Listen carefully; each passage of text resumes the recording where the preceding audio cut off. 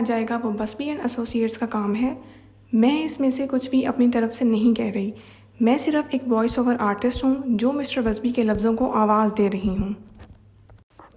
Mister بسبی کہتے ہیں غیر والدین کے خلاف ٹیکساس میں قوانینی مقدمہ دائر کرنے یا بچے کی تحویل اور رسائی حاصل کرنے کے لیے سب سے پہلے والدین کی تعریف سے آغاز کرنا پڑے گا۔ مسٹر بسبی مزید کہتے ہیں والدین کی تعریف ٹیکساس فیملی کوڈ میں ماں کے ذریعے کی جاتی ہے۔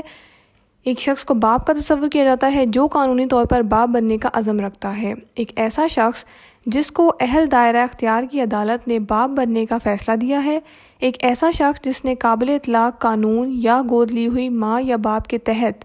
اپنی پدریت کا اعتراف کیا ہے۔ قانونی تعریف کے اندر فٹ نہ ہونے والے مدعی عام طور پر دادا، دادی، کولیٹرل رشتہ دار اور کوئی ایسا شخص ہوتا ہے جس کے پاس ایک ایسے بچے کا عنصری تحویل اور اختیار ہو سکتا ہے جہاں ماں یا باپ میں سے ایک موجود نہ ہو۔ مسٹر بسبی مزید کہتے ہیں امریکہ کی سپریم کورٹ میں چلنے والا ٹراکسل کا مقدمہ غیر والدین کی بچوں تک رسائی کے لیے ایک معیار راہ ہموار کرتا ہے۔ اس کیس کی کارروائی نے والدین، دادا دادی، ہم جنس پرست والدین، سوتیلے والدین اور کنزرویٹرشپ اور بچوں تک رسائی کے حوالے سے خاندان کے دیگر توسیع افراد کے حقوق سے متعلق تمام قانونی چارہ جوئی کو بہت زیادہ متاثر کیا ہے۔ ٹراکسل کیس امریکی آئین میں 14ویں ترمیم کا امتحان لیا گیا جس میں کہا گیا کہ کوئی بھی ریاست کسی بھی شخص کو قانون کے مناسب عمل کے بغیر زندگی کی آزادی یا جائیداد سے محروم نہیں کرے گی۔ مسٹر بسبی مزید کہتے ہیں یہ حکومتی مداخلت کے خلاف ایک بڑھتا ہوا تحفظ بھی فراہم کرتا ہے۔ کچھ بنیادی آزادی کے مفادات کے ساتھ عدالت نے استدلال کیا کہ ایک مفروضہ ہے کہ ایک موضوع والدین بچے کے بہترین مفاد میں کام کرتے ہیں اور جب تک والدین بچے کی مناسب دیکھ بھال کرتے ہیں ریاست کے لیے خاندانی معاملات میں خود کو مداخلت کرنے اور ایک موضوع والدین کی فیصلوں پر سوال اٹھانے کی کوئی وجہ نہیں ہے۔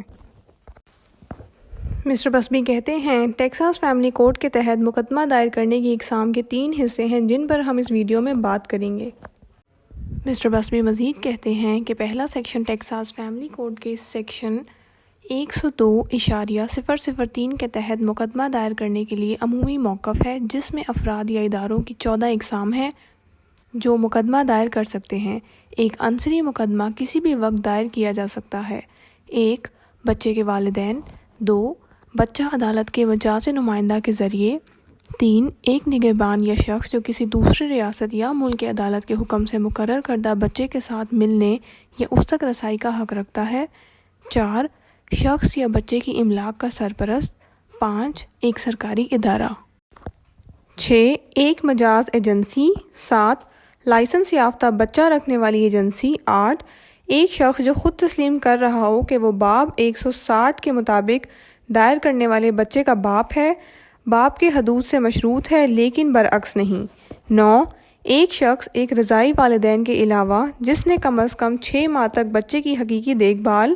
تحویل اور اختیار حاصل کیا ہو جو درخواست دائر کرنے کی تاریخ سے پہلے 90 دن سے زیادہ نہ ہو۔ 10 باب 161 کے تحت ترک کرنے کے منسوخ یا غیر منسوخ حلف نامے میں مینیجنگ کنزرویٹر کے طور پر نامزد شخص یا باب 162 کے تحت تحریری طور پر گود لینے کی رضامندی دی گئی ہے۔ 11 وہ شخص جس کے ساتھ بچہ اور بچے کا سرپرست، انتظامی کنزرویٹر یا والدین کم از کم 6 مہینے کے لیے ایک رہائش پذیر ہیں اگر درخواست کے دائر ہونے کی تاریخ سے پہلے 90 دن سے زیادہ نہ ہو، اگر بچے کا سرپرست، انتظامی کنزرویٹر یا والدین فوت ہو گئے ہوں درخواست دائر کرنے کے وقت۔ 12 ایک شخص جو کسی بچے کے رضائی والدین کو خاندان اور حفاظتی خدمات کے محکمے کی طرف سے اس شخص کے گھر میں کم از کم 12 مہینے کے لیے رکھا جاتا ہے جو درخواست دائر کرنے کی تاریخ سے پہلے 90 دن سے زیادہ نہیں ہوتا۔ 13 ایک شخص جو تیسرے درجے کے اندر بچے کا رشتہ دار ہے جیسا کہ باب 573 سرکاری کوڈ کے مطابق طے کیا گیا ہے اگر درخواست دائر کرنے کے وقت بچے کے والدین فوت ہو گئے ہیں۔ 14 ایک شخص جس کا نام حاملہ عورت یا بچے کے والدین کی طرف سے کسی بچے کے ممکنہ گود لینے والے والدین کے طور پر رکھا گیا ہے، ایک تصدیق شدہ تحریری بیان میں سیکشن 102.0035 کے تحت تعمیل چاہے بچہ پیدا ہوا ہو۔ مسٹر بسبی مزید کہتے ہیں کہ جیسا کہ آپ کو ذیلی حصوں میں پڑھ کر سنایا گیا ہے، کسی شخص کے لیے بچے تک مسلسل اور دیر پا رسائی کے لیے عدالت ذیلی حصہ نمبر 9، 11 اور 12 میں مختلف اوقات کے مطالبات رکھتی ہے، اور مقدمہ دائر کرنے سے پہلے عدالت کو یہ بھی زیر غور رکھنا پڑتا ہے کہ متعلقہ دورانیہ میں بچے کی جامعہ رہائش کہاں ہوگی۔ سیکشن 102.003A9 میں سیکشن 102.004 شاید غیر والدین کے لیے مقدمہ دائر کرنے کے سب سے عام راستے ہیں۔ ان میں سے ہر ایک دفعہ قابل اطلاق قانونی کیس کے ساتھ ایسی چیز ہے جس کے لیے آپ کو مقدمہ دائر کرنے سے پہلے کسی وکیل سے مشورہ کرنا ہوگا۔ سیکشن 102.003A8 کے تحت ایک آدمی جو اپنے آپ کو بچے کا باپ ہونے کا اعتراف کر رہا ہے وہ اپنا موقف برقرار رکھتا ہے، یہاں تک کہ اگر اسے DNA ٹیسٹنگ کے ذریعے باپ کے طور پر خارج کر دیا جائے۔ وہ شخص جو اپنے آپ کو بچے کا باپ ہونے کا اعتراف کر رہا ہے ابھی بھی DNA ٹیسٹ کے نتائج کو چیلنج کر سکتا ہے۔ مسٹر بسبی کہتے ہیں کہ غیر والدین کی طرف سے بچے تک رسائی حاصل کرنے کے لیے یہ سب سے عام دفعات ہیں۔ پھر اسی وقت آپ کے پاس سیکشن 102.003A9 ہے جو ان افراد کے لیے مقدمہ دائر کرنے کے لیے بنایا گیا تھا جنہوں نے وقت کے ساتھ بچے کے ساتھ تعلقات استوار اور برقرار رکھے ہیں۔ یہ سیکشن ان والدین کے لیے قانونی نتائج بھی عائد کرتا ہے جو اپنے حقوق تیسرے فریق کو دیتے ہیں۔ واضح رہے کہ سیکشن 102.003A9 میں کسی ایسے شخص کی ضرورت نہیں ہے جو مقدمہ دائر کر کے یہ ظاہر کرے کہ والدین کو مینیجنگ کنزرویٹر کے طور پر تقرر کرنا بچے کی جسمانی صحت یا جذباتی نشو و نما کو نمایاں طور پر متاثر کرے گا۔ مسٹر بسبی مزید کہتے ہیں کہ یہ ایک عام اصول ہے جب آپ بچے کی تحویل کی رسائی کے بغیر پوچھ رہے ہوں۔ چنانچہ اگر آپ بچے تک رسائی حاصل کرنا چاہتے ہیں تو ماں یا باپ میں سے کسی ایک نے آپ کو جو کہ غیر والدین ہے بطور والدین اپنا کارۂ منصب تفویض نہیں کیا ہے، کیونکہ آپ کا بچے کے ساتھ ایک تعلق قائم ہو گیا ہے، لیکن یہ تعلق دونوں والدین کی وجہ سے یا شاید بچے کے ساتھ کی گئی ملاقاتوں کی وجہ سے ہے۔ اور اگر بچہ در حقیقت آپ کے ساتھ نہیں رہا ہے اور تحویلی ماں یا باپ یہ فیصلہ کر لیں کہ آپ کو بچے کی مزید تحویل یا اس تک رسائی یا اس کے ساتھ وقت گزارنے کا موقع نہیں دیا جائے گا تو آپ کو ایک خاطر خواہ بے اختیاری دکھانی ہوگی۔ مسٹر بسبی مزید کہتے ہیں کہ ایک اور راستہ جس کے لیے آپ بچے تک رسائی حاصل کرنے کے لیے مقدمہ کر سکتے ہیں وہ سیکشن 102.004 کے تحت دادا دادی یا دوسرے شخص مقدمہ کر سکتا ہے۔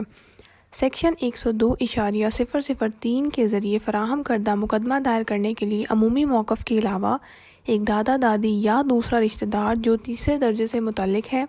وہ ایک عنصری مقدمہ دائر کر سکتا ہے جس میں انتظامی کنزرویٹرشپ کی درخواست کی گئی ہو اگر وہ عدالت کے پاس تسلی بخش موجود ہو۔